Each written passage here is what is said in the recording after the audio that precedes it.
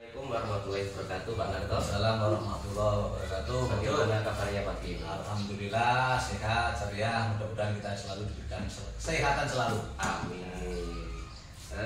Bang, kelihatannya Bang ceria Pak ya. Ya, ceria lah. Ini Pak, di sini saya sebagai calon guru penggerak, Ya. Pak Narto selaku kepala sekolah saya. Ini ada beberapa hal terkait modul yang saya pelajari. Di sini saya ditugaskan untuk mengambil pengalaman dari keputusan yang Pak Narto ambil selaku kepala sekolah. Di sini ada beberapa pertanyaan Pak Narto ya. Mohon dijawab sesuai dengan keadaan atau karakter Pak Narto selama ini dalam mengambil keputusan sebagai kepala sekolah di SMP 4 Kota Gajah.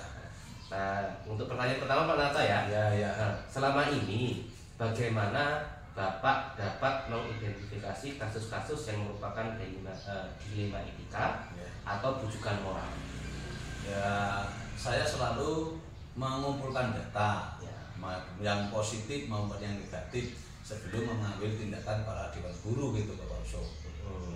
Berarti selalu mengungkapkan berdasarkan fakta benar atau salah Pak ya? Iya, betul. Lanjut Pak ya. Selama ini bagaimana Bapak menjalankan pengambilan keputusan di sekolah, terutama untuk kasus-kasus di mana ada kepentingan yang sama-sama benar atau sama-sama mengandung nilai kebajikan?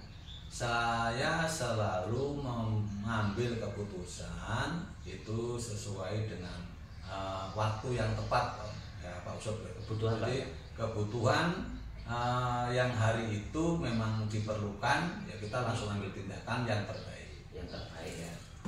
Berarti memang keputusan yang diambil itu walaupun dua-duanya benar, harus diutamakan yang paling penting dulu Pak. Yang penting dulu. Dengan kebutuhan. Lanjut Pak ya. Langkah-langkah atau prosedur seperti apa yang biasa Bapak lakukan selama ini? Langkahnya dalam mengambil keputusan itu gimana Pak? Ya, saya panggil, saya ajak masuk, terus saya berikan wawasan, bukan saya marahin, tapi saya kasih wawasan supaya kalau tidak aktif, supaya menjadi lebih aktif, lebih baik lagi, lebih disiplin gitu Pak Sobat. Kalau terkait semua dewan guru Pak, kalau ada masalah, kalau mengadakan rapat kah, musyawarah kah? Ya, kita selalu mengadakan rapat jika ada sesuatu yang penting untuk sekolah, untuk kemajuan sekolah kita selalu musyawarah dan rapat. Berarti memang pertama perlu data dan fakta dulu Pak ya. Lanjut Pak ya. Hal apa saja yang selama ini Bapak anggap efektif dalam pengambilan keputusan pada kasus-kasus dilema etika? Ya, yang saya ambil untuk kasus-kasus tentang etika dewan guru, saya panggil, caranya terus saya berikan semacam wawasan motivasi supaya lebih disiplin lagi dan lebih baik lagi. Ini terkait dengan guru Pak ya. Lanjut Pak ya. Nah, hal apa saja sih Pak yang selama ini menjadi tantangan dalam pengambilan keputusan pada kasus-kasus dilema etika yang ada di sekolah? Itu tantangannya untuk saya ya, yang saya anggap paling dilema dan berat. Itu saya selalu mempertimbangkan baik buruknya, positif dan negatifnya untuk memutuskan sesuatu. Jadi saya harus mengumpulkan data-data yang valid dulu untuk memutuskan sesuatu itu. Berarti perlu pertimbangan yang matang Pak ya? Betul, ya. Berarti memang tantangannya memang agak panjang prosesnya Pak ya? Nggak harus tiba-tiba diputuskan Pak ya? Nggak bisa ya. Kita lanjutkan Pak ya? Apakah Bapak tatkala mengambil keputusan membuat jadwal tertentu dalam penyelesaian kasus dilema etika, apakah Anda langsung menyelesaikan di tempat atau memiliki sebuah jadwal untuk menyelesaikannya? Bentuk atau prosedurnya seperti apa yang Bapak jalankan? Ya, kalau saya untuk memberikan keputusan itu saya punya jadwal. Jadi waktu tertentu Pak Ucup kita panggil waktu yang tepat untuk memanggil itu dan memberikan motivasi kepada Dewan Guru yang kira-kira kurang disiplin gitu Pak Ucup. Kemudian kalau memang masalahnya itu perlu selesaikan waktu itu, apakah diselesaikan atau ditunggu jadwal tertentu? Enggak, langsung kita selesaikan. Langsung selesaikan Pak ya? Langsung kasih tindakan dan diselesaikan. Terkecuali memang masalahnya besar dan Ya, musyawarah Pak ya? Ya, betul. Kalau besar kita selalu musyawarah. Nah, selanjutnya Pak, adakah seseorang yang selama ini mempermudah atau membantu Bapak dalam pengambilan keputusan terkait keputusan dilema etika? Ada. Ya, saya selalu konfirmasi dengan para Dewan Guru untuk mengambil tindakan untuk kebaikan sekolahan kita, kemajuan kita. Jadi saya tetap selalu menggunakan Bapak Dewan Guru untuk membantu saya untuk memutuskan sesuatu yang terbaik sekolah kita. Berarti tidak diputuskan sendiri Pak ya? Tidak. Ya. Baik, selanjutnya Pak, dari semua hal yang telah disampaikan, pembelajaran apa yang dapat Bapak petik dari pengalaman dalam mengambil keputusan dilema etika di sekolah? Ya, itulah pembelajaran bagi saya. Memang sulit bagi saya untuk memberikan keputusan yang sangat mendadak. Maka dari itu saya memberikan keputusan sama semua Dewan Guru. Saya tetap harus berpikir panjang, tidak selalu segera memutuskan dan mengatur-atur pada guru. Saya tetap akan berpikir yang seefektif mungkin untuk memutuskan sesuatu menyangkut para Dewan Guru di sekolah. Berarti perlu kesabaran yang besar juga Pak. Betul, ya. Itu memang itu dasarnya itu Pak Ucup. Ya memang harus sabar. Maka dikatakan Bapak Kepala Sekolah itu kalau saya dibilang tempatnya apa saja, ya segoro lah dibilang. Segoro. Termasuk kan Pak ya, siap menerima masukan, kritikan dan saran Pak ya? Wah siap, betul itu ya. Baik, saran dan kritikan dari guru, dari murid, dari wali murid dan masyarakat. Semua saya tampung Pak Ucup itu. Ya, tentunya itu akan mempermudah Pak Narto dalam mengambil keputusan ya, Pak ya? Ya, seperti itu Pak. Mungkin itu saja Pak. Ini luar biasa sekali pengalaman dari Pak Narto. Ini mungkin akan membantu saya dalam mengembangkan diri terkait tugas saya atau pendidikan saya sebagai calon guru penggerak. Terima kasih Pak untuk waktunya. Ya, saya akhiri Pak ya. Assalamualaikum warahmatullahi wabarakatuh. Waalaikumsalam warahmatullahi wabarakatuh. Terima kasih.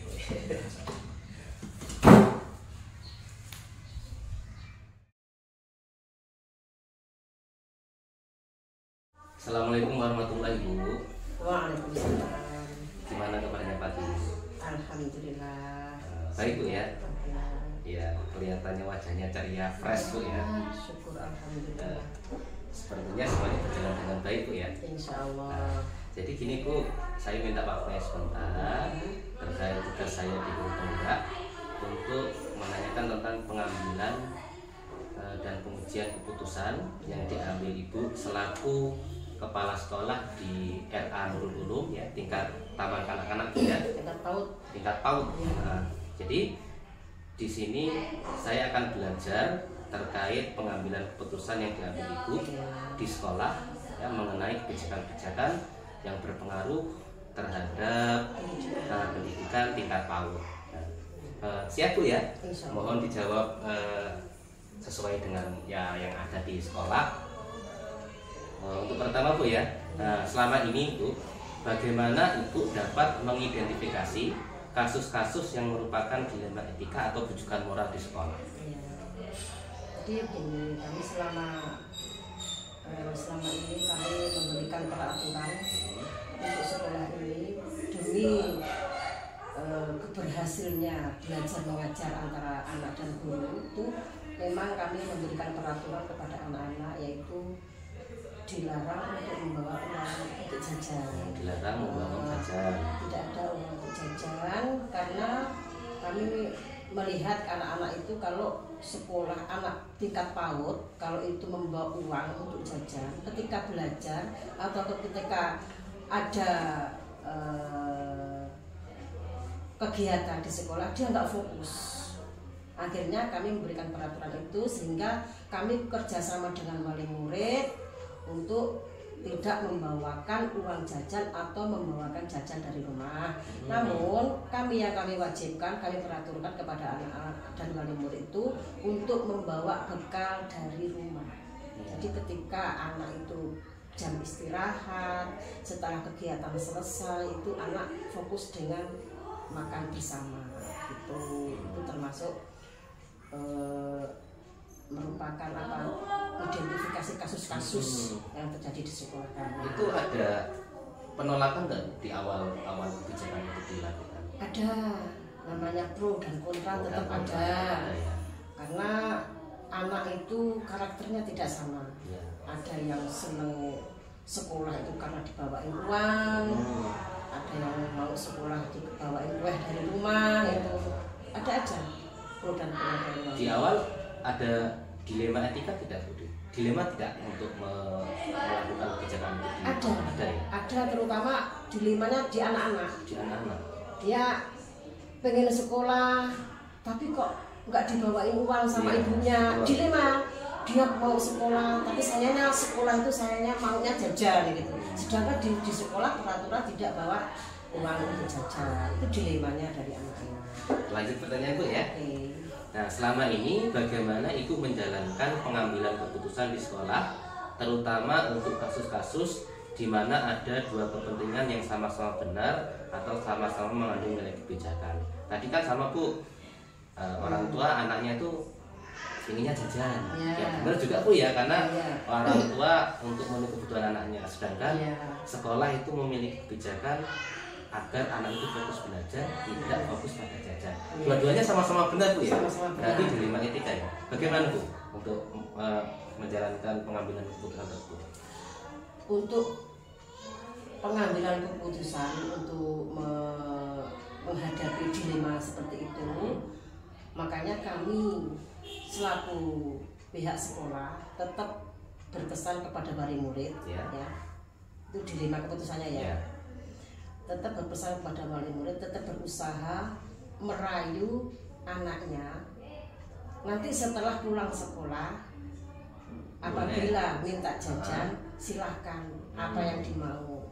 Itu nanti termasuk bahasanya hadiah. Nanti kalau sudah pulang sekolah, ibu beliin hadiah, jajan apa yang dia mau. Gitu. Berarti melakukan bujukan kepada anaknya dan anaknya. Iya. Nah, lanjut Bu ya. Nah, selanjutnya langkah-langkah atau prosedur seperti apa yang Ibu lakukan selama ini untuk mengambil kebijakan tersebut? Langkah-langkahnya kami berusaha setiap anak berangkat sekolah, memasuki lingkungan, mulai masuk lingkungan sekolah itu ibu udah periksa, ibu tanya apakah ada anak-anak pagi ini yang bawa uang, misalnya gitu. Ada Bu Guru, untuk apa uangnya? Untuk jajan. Jajannya nanti ya. Nah, uang itu Bu Guru dikasihkan ke Bu Guru masukkan ke tabungan. Akhirnya besoknya anaknya besok lagi nggak mau bawa uang karena aku diminta Bu Guru untuk dimasukin tabungan. Itu. Kalau untuk melakukan kebijakan itu untuk kolaborasinya, penetapannya itu melibatkan semua pihak yang ada di sekolah tidak? Iya, kami semua guru sepakat. Jadi ketika masuk kelas di lingkup pembelajaran itu udah diperiksa anaknya. Itu bentuk langkah-langkah kami ya. Itu usaha langkah-langkah kami untuk menerapkan peraturan itu untuk anak gurunya untuk memeriksa anak-anak supaya anak-anak yang membawa uang jajan itu dimasukin ke tabungan. Apakah sudah pernah dirapatkan dengan yayasan dan semua guru? Sudah, dengan guru. Semua sepakat Bu? Sepakat. Sepakat karena kita guru dengan wali murid itu kita mengajak kerjasama.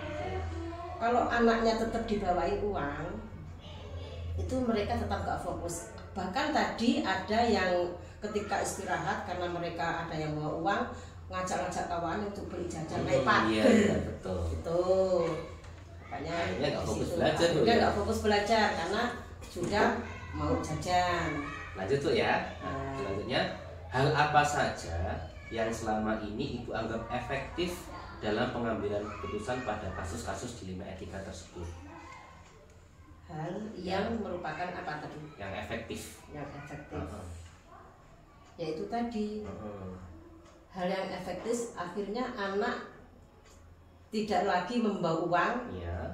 karena peraturan sekolah kalau anak-anak bawa uang diminta bu guru dimasukin tabungan, besoknya lagi dia tidak bawa uang lagi. Jadi uang yang dibawa itu untuk tabungan? Bu? Iya, akhirnya dimasukkan tabungan. Akhirnya bu guru bahasanya begini, anak-anak banyaklah nabung. Iya. Ya, kalau anak-anak banyak nabung itu anak-anak duitnya banyak. Tapi kalau anak-anak banyak jajan, duitnya habis, seperti itu. Jadi bu guru tidak menakut-nakuti, memotivasi untuk belajar banyak menabung, tidak untuk banyak jajan. Itu yang dirasa paling efektif. Bu? Iya, itu. Jadi bukan apa ya, bukan ancaman, tapi motivasi. Jadi setiap pagi ada pengontrolan. Bu? Ada, Hmm. ada.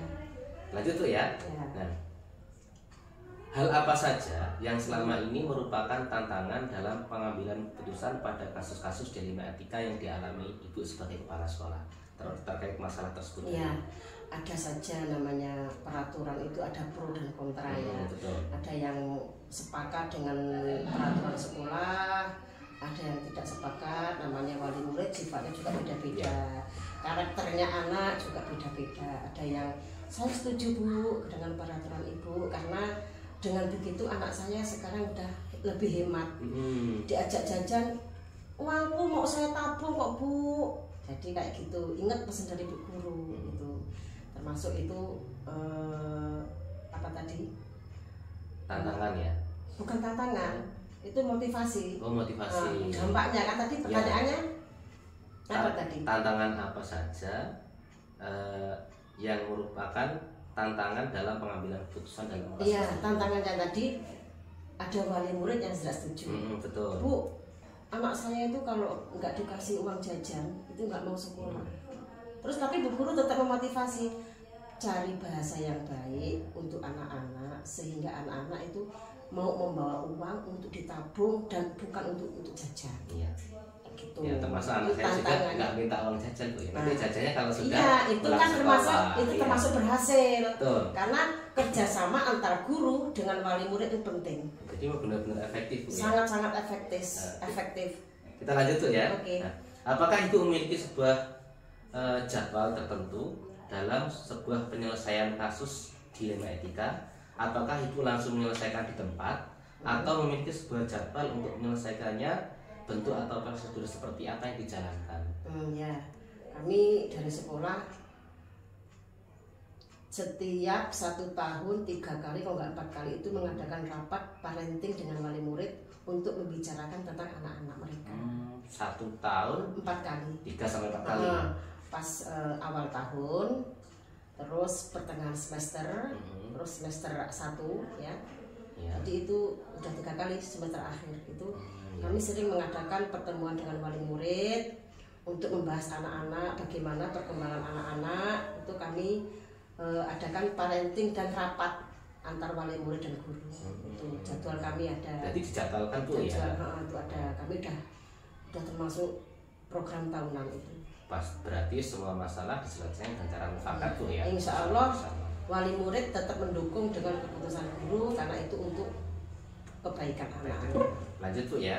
Nah, Ibu kan ini sebagai kepala sekolah, adakah seorang atau faktor-faktor yang selama ini mempermudah Ibu atau membantu Ibu dalam mengambil keputusan dalam kasus-kasus dilema etika? Ya, terus yang jelas ya, siapa-siapa yang membantu untuk berhasilnya peraturan-peraturan, mempermudah atau membantu dalam pengambilan keputusan ini jelas guru dan wali murid. Guru, saya selaku kepala sekolah dibantu oleh para guru dewan guru, dan terutama yang paling pokok itu adalah wali murid yang membantu terlaksananya pengambilan keputusan itu. Karena kalau wali murid kurang setuju ya nggak akan berhasil dan nggak akan berjalan. Jadi yang paling penting itu malah wali murid tuh ya, Iya. di TK ya. Iya. Di PAUD itu. Iya, wali murid itu faktor utama. Wali murid itu karena di sekolah itu cuma berapa jam? 2 jam, Ya, betul. 3 jam, di rumah berapa jam? Itu yang paling banyak. Ya kalau untuk PAUD ya hampir semuanya dengan orang tua. Iya, sekolah apalagi ya. seorang ibu Betul. terutama. Gitu. Nah, lanjut tuh ya. Ya. Nah, dari semua hal yang telah disampaikan, pembelajaran apa yang dapat Ibu petik dari pengalaman Ibu mengambil keputusan di Lima Etika? Dalam mengambil keputusan itu ada pelajaran nggak tuh yang Ibu ambil? Tentunya ada. Untuk mengambil keputusan itu pembelajaran bagi saya itu untuk bisa menerima ya, untuk bisa menerima segala sifat Iya. dan karakter wali murid, guru dan tentunya murid kita sendiri. Kita bisa bersikap sabar, menerima dan berlapang dada. Berarti siap menerima masukan Bu, Siap ya? menerima masukan, siap menerima sifat-sifat, maksudnya siap menerima masukan dari wali murid, dari guru, dari semuanya. Masyarakat juga Masyarakat siap, oke. Kalau itu untuk keberhasilan sekolah kami gitu. Baik Bu, ini luar biasa sekali, banyak pengalaman yang saya ambil dari Ibu selaku kepala sekolah. Sudah berapa tahun Bu jadi kepala sekolah? Sudah dari tahun 2011. 2011 sampai sekarang berarti sudah 15 tahun. 15 tahun. Ya Allah, alhamdulillah. Minta doanya semoga sehat selalu. Semoga sehat selalu, Amin. bisa mendidik anak-anak. Amin. Bu ya. Terima kasih atas waktunya Bu ya. Sama-sama. Semoga ini jadi pembelajaran buat saya. Doakan semoga saya jadi guru yang profesional. Amin. Sehingga bisa mendidik anak-anak generasi penerus bangsa ini. Baik, terima kasih Bu ya. Sama-sama. Assalamualaikum warahmatullahi wabarakatuh. Waalaikumsalam warahmatullahi wabarakatuh.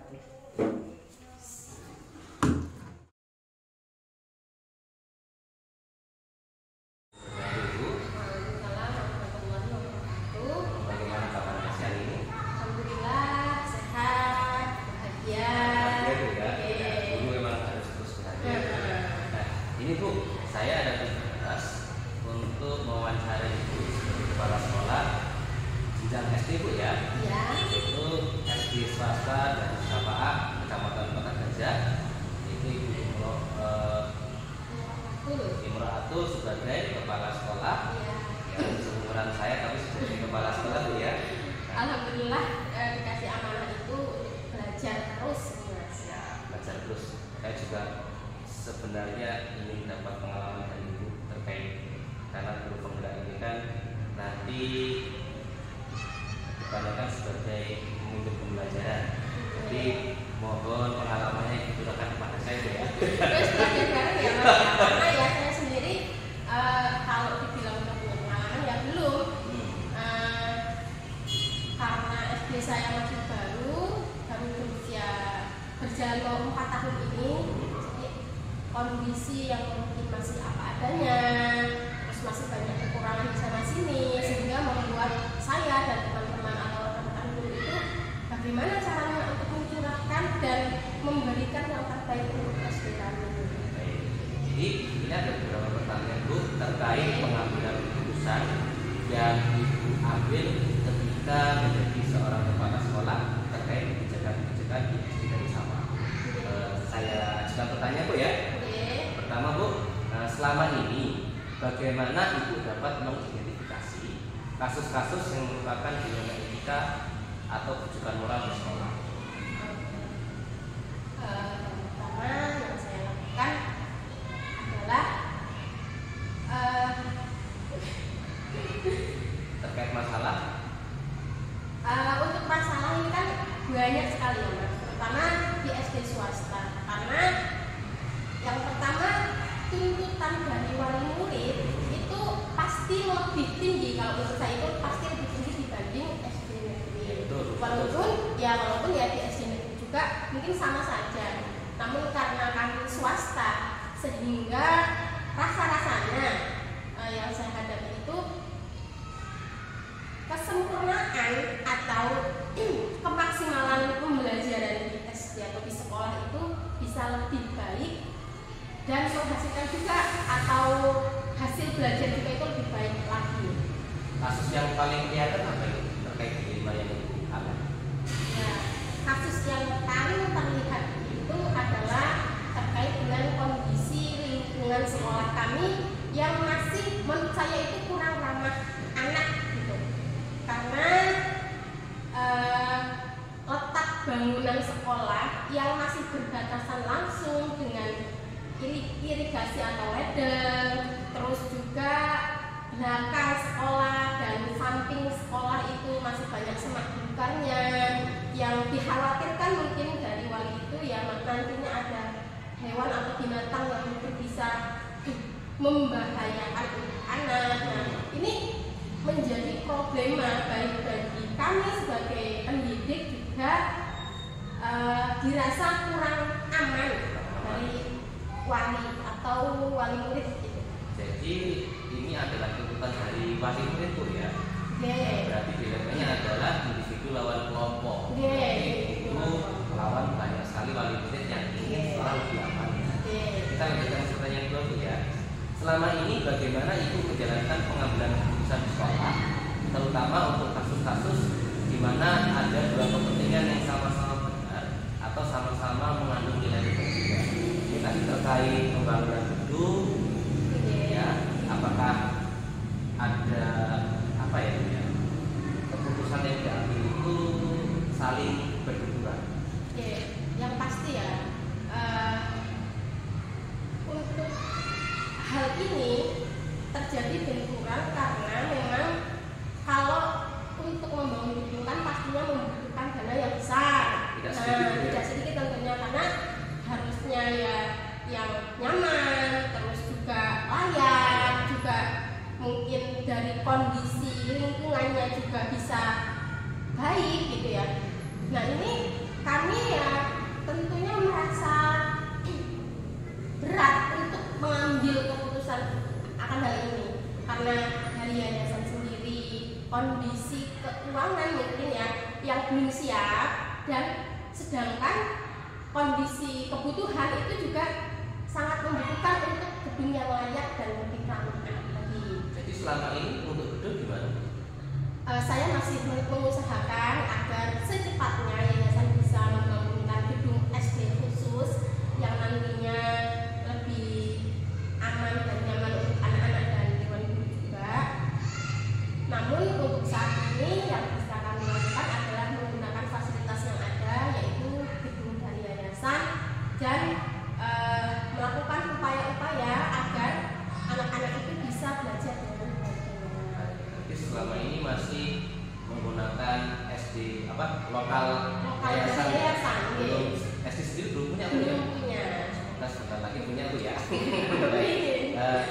Kemudian langkah-langkah atau prosedur seperti apa yang ibu lakukan selama ini terkait pengambilan keputusan masalah gedung ini? Langkah yang saya lakukan yang pertama saya melakukan musyawarah dengan dewan guru, dengan wali, bagaimana caranya dengan kondisi yang kami hadapi saat ini itu tidak menjadi penghalang dalam anak-anak belajar itu. Jadi memaksimalkan fungsi yang ada, memaksimalkan dewan guru yang ada, bagaimana agar anak-anak ini tidak mungkin bahasanya itu ya terutusan atau mungkin keluar jalur ya, keluar jalur dari lingkungan sekolah dan memberikan juga wawasan kepada wali dan kepada anak juga. Jadi kami di awal itu ketika kami MPS anak-anak kami ajak keliling. Nah ini batas yang boleh dibuat, dilewati atau dibuat bermain. Kalau sana sudah nggak boleh dan lain-lain. Selain itu juga kami memberikan pengertian kepada wali murid bahwa kondisi fisik kami masih seperti ini. Juga berharap kesabaran, juga pengertian, memberikan pengertian ke anak juga gitu Pak. Jadi biar anak-anak juga mendapatkan wawasan itu bukan hanya dari guru, tapi juga dari wali murid juga. Tentu ya. Nah, hal apa saja yang selama ini ibu anggap efektif dalam pengambilan keputusan pada kasus-kasus di lingkungan kita yang baru saja ibu sampaikan? Tapi apa? Langkah efektifnya ya. Langkah efektifnya yang pertama adalah pemaksimalan potensi yang ada. Seperti guru itu kami ketika di sekolah atau jam belajar itu sampai menjaga ketika anak-anak istirahat. Jadi guru itu kami berpencar di beberapa titik yang biasanya dilewati oleh anak-anak itu, karena tahu sendiri ya, anak SD itu kalau misalnya ini ada becek nih, misalnya pas hujan kan genangan di mana-mana itu di halaman kan itu bukan sesuatu yang menjijikkan, bukan sesuatu yang kotor, tapi itu tuh tempat bermain gitu. Nah, asik kan mereka itu menganggapnya, wah ada air, ini bisa mainan air, atau ada becek-becek nih, wah kita bisa mainan tanah dan lain-lain. Nah, ini kami memaksimalkan guru dulu kami dari yang ada di dalam ini untuk berada di titik-titik tertentu untuk menemani dan mengawasi anak lain. Itu yang pertama.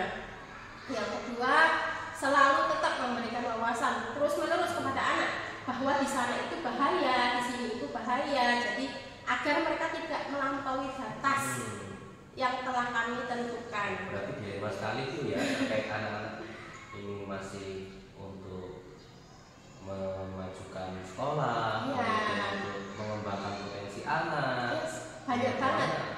Lebih lagi ini adalah menjaga anak agar tidak sampai ke tempat-tempat yang berbahaya. Lanjut tuh ya. Apakah itu memiliki sebuah jadwal tertentu dalam sebuah penyelesaian kasus? Apakah langsung ketika ada masalah diselesaikan di tempat, ataukah memiliki jadwal tersendiri untuk menyelesaikan masalah-masalah tersebut? Nah, untuk masalah ini ya kami identifikasi dulu. Kalau memang saya harus menyelesaikan sekarang nih, saat ini, tentu kami tidak akan menunda-nunda karena melihat kondisi dan kebutuhan kami tentunya. Kalau memang ini hal yang krusial dan harus segera diselesaikan, langsung saya selesaikan. Namun ketika masalah itu membutuhkan pemikiran yang lebih bijak atau yang lebih matang, tentu akan kami selesaikan bertahap. Kami diskusikan jika memang perlu diskusikan ya, karena kita itu dalam suatu unit tidak hanya satu orang, bahkan untuk masalah banyak orang, sehingga untuk hal itu kami identifikasi dulu. Kalau memang perlu langsung diselesaikan, tentu kami selesaikan langsung. Kalau memang butuh untuk dimusyawarahkan atau dipikirkan lebih lanjut, kami pikirkan lebih lanjut. Ada jadwal-jadwal tertentu. Tentu saja karena memang hal ini penting dan enggak cuman dalam satu saat ini aja gitu loh. Kalau dia itu pasti ada tuh ya.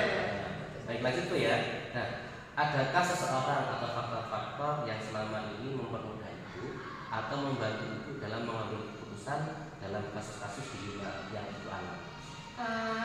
Untuk yang membantu saya mungkin ya dalam keputusan ini tergantung. Kalau memang keputusan itu membutuhkan pemikiran dari banyak orang, nah tentu struktural yang ada di SD kami itu kami bersama-sama berpadu-padan bagaimana cara agar masalah yang kami hadapi itu bisa terselesaikan dengan baik. Namun kalau memang kaitannya dengan masalah yang tidak bisa kami ambil sendiri, nah itu tentu pihak yayasan akan selalu memberikan dukungan, memberikan masukan, juga memberikan saran, sehingga apa yang menjadi masalah inti dari hal yang kami hadapi ini bisa terlaksana dengan baik. Dan alhamdulillah selama ini ketika kami mengadakan rapat, baik itu pengambilan rapor, dengan wali murid dan lain-lain, saya selalu melibatkan semua warga sekolah sehingga tidak terjadi miskomunikasi atau kesalahpahaman gitu Pak. Lanjut tuh ya, luar biasa sekali dalam berarti semuanya berkolaborasi tuh ya.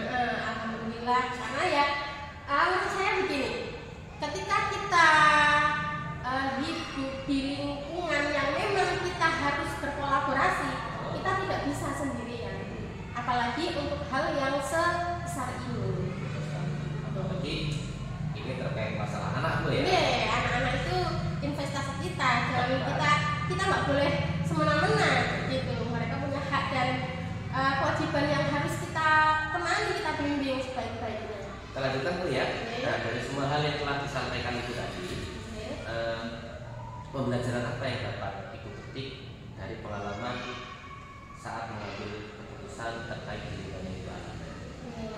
alhamdulillah pelajarannya banyak sekali.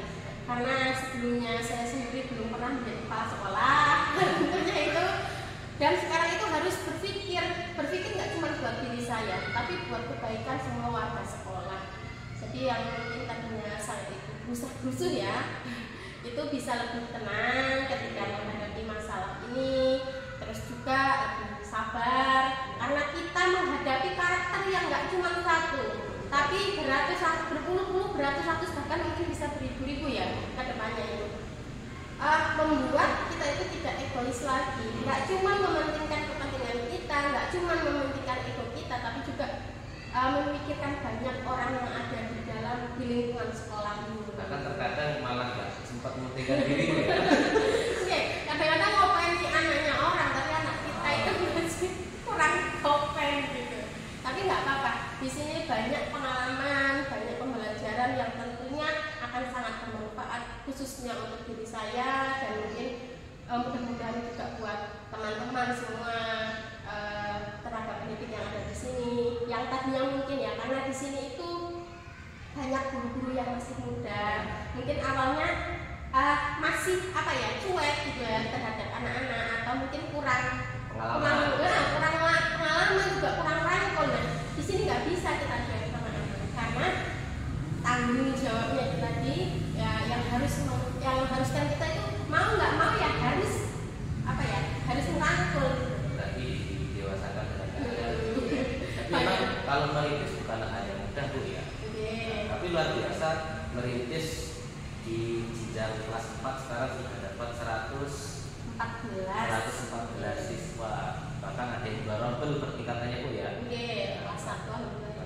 Semoga kedepannya SD Bersama semakin berkualitas, kemudian dapat memenuhi kebutuhan murid terkait dengan sarana dan prasarana. Ini saja Bu, ini adalah pengalaman yang luar biasa sekali. Saya jadikan sebagai pengetahuan untuk saya kedepannya. Semoga kita kedepannya bisa saling berkolaborasi, saling mendukung. Sama-sama Pak, saya juga begitu. Jenengan sebagai guru penggerak yang mungkin lebih banyak pengalaman dan ilmu tentunya, ini saya ini masih belum apa-apa sama sekali nih. Jadi malah kayak apa ya ini minta pengalaman sama yang masih kosong gitu Pak. Sama sih Bu, tapi itu lebih duluan. Mungkin itu Bu ya, terima kasih untuk wawancaranya. Assalamualaikum.